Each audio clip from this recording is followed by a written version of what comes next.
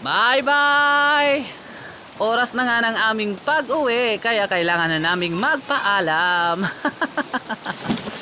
O, di ba? Kami ang huling For today's naligo video. dito sa ilog. At syempre, hindi pa nakuntino yung isa, nagtampisaw pa bago umuwi. At ipapakita ko nga sa inyo yung busay na tinatawag dito sa amin. O, di ba? Ang ganda, no?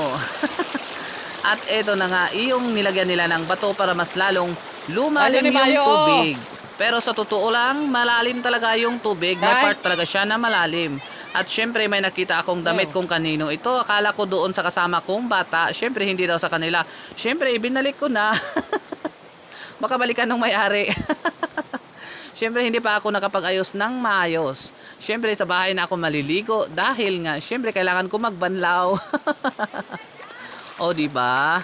Baka sabihin niyo namang anong silbi ng bag ko, bakit wala akong damit na dala? Ganon talaga ako kahit saan ako pumunta, dala-dala ko ang aking bag na mahiwaga.